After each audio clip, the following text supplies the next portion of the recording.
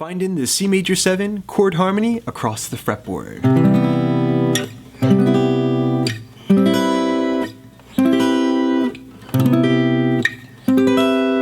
Alright, let's learn all those voicings. Hello friends, and welcome back to Swift Lessons for another rhythm guitar tutorial. In today's session, we're going back to fundamentals. We're going to be learning the various positions of the major 7 chord shape across the fretboard. Now this is going to help you as a rhythm guitarist because sometimes fitting into a mix means finding the right voicing for a given chord. It's also going to help you to visualize the connection between melodies, scales, and chord shapes because surrounding each of these positions is also going to be another position of the major scale. So it's all connected. Scales are the building blocks for chords, right? So I invite you to follow along using my PDF study guide at patreon.com/swiftlessons. You can support the channel there for just a couple of bucks a month and gain access to a ton of extra resources for all my popular YouTube guitar lessons. Now, let's get started. Okay, close look at the fretboard, getting started with section 1 of this lesson. What are major 7 chord shapes? So a major 7 is a harmony of the 1st, 3rd, 5th, and 7th notes of a given major scale. And for ease of learning, we're just going to be looking at this in the key of C because there's no sharps and flats in that key. Okay, so the first tab you have on your PDF study guide is showing you how to play the major scale, key of C, in the open position, in this case also called C position because it's going to outline a typical C major chord shape. Okay, so the notes we have in the key of C: C, D, E, F, G, A, B, C.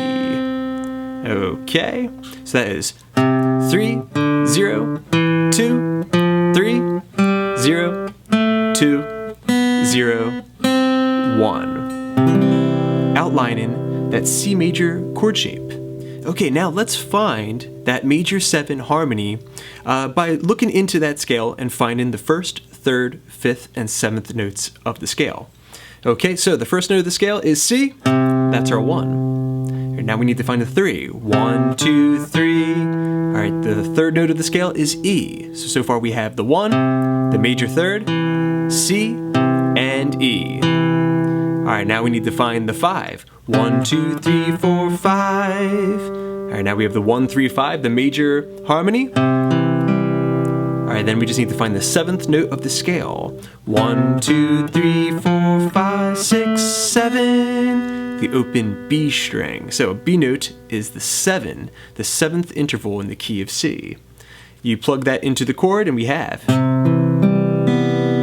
the C major 7 chord shape. We could throw in another E note using the high E string. C major 7. Okay, if all that made sense, then we can start finding this harmony up and down the fretboard in various positions and voicings. Let's get started. Okay, very good everybody. You've got some prerequisites out of the way, and now you're ready to start learning how to play that C major 7 chord shape up and down the fretboard. It's very useful voicings.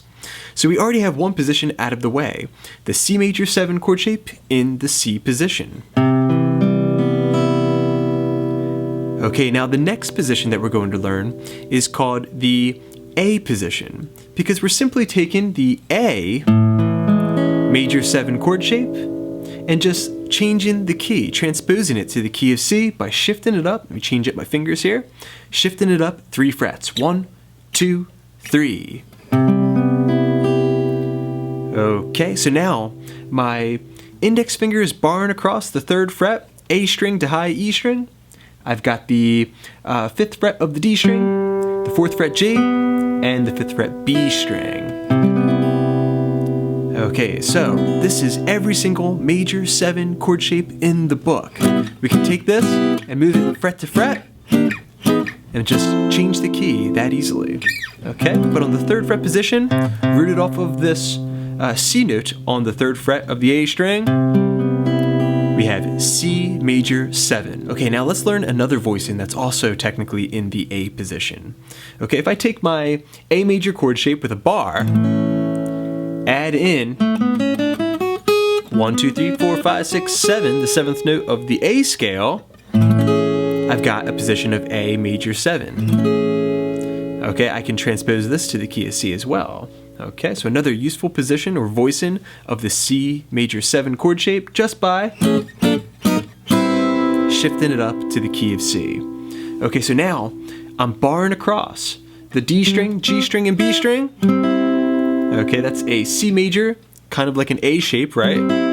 But then we're adding in the 7th note of the C scale, B, for yet another voicing of the C major 7 chord shape. So now you've got 3 of them, 3 different versions of the C major 7. There it is in the C position. This is a super common one. You really need to know this one. Okay, in the A position. All right, then we also have this one in the A position. Okay, now we're moving on to position number 4. This one I call the staircase shape. Okay, and it overlaps with the C major chord in E position and the major scale. Okay, in E position. Okay, and you can see that it looks like a staircase, right? Alright, so I've got the 7th fret of the high E string, the 8th fret of the B string, the 9th fret G string, and the 10th fret of the D string. A really pretty melodic position of the C major 7 chord shape, and one that I use very often to set up melodies. Okay, so there it is. It's a tricky one to get your fingers into. It definitely takes some practice to get used to. Okay, so far we have C position, A position, A position number 2, and E position or staircase position. Okay, also in this E position, we have another very common position of the C major 7 chord shape.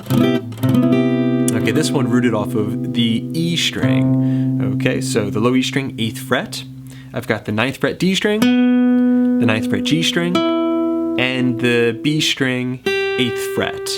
Setting this one up, I usually start with my index finger and my middle finger, and then I add these 2 fingers, or at least this is how I learned the chord, right? Now it just kind of comes together instinctively. Okay, but if this is your first time playing this particular chord shape, start with these 2. E string and B string, 8th frets, then add the ring finger and pinky to the 9th fret of the D string and G string. Alright, now here the A string is muted, as is the high E string. Okay, so far we got the C major 7 in C position. We've got the A positions. We've got the staircase position. We've got the E position. Now, we just need to learn one more position, and then you can play a major 7 chord shape up and down the fretboard, and you just need to move it from fret to change the key. Okay, so this next one is going to be the D position.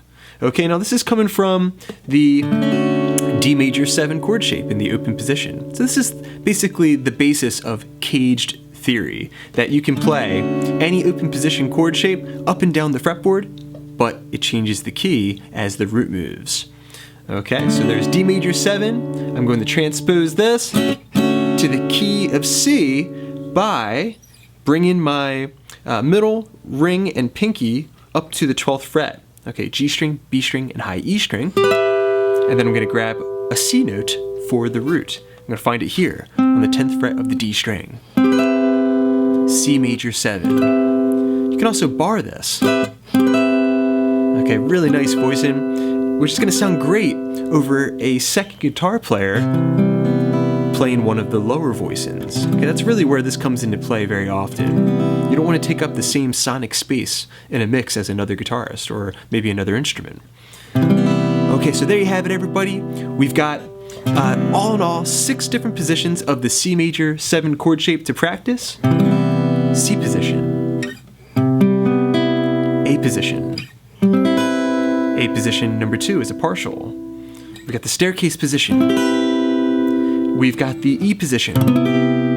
And then finally we have the D position. If you can play all of those and you have them memorized, then start seeing if you can transpose them. For example, I could take that first A position chord and see if I can transpose it to the key of F. Just take the root note and change it to an F note. Now I've got F major 7. Okay, you can take the staircase position. The root note is off of the D string, Okay, so I can take that and put it in the key of G just by moving the pinky to the 5th fret and setting up my staircase shape.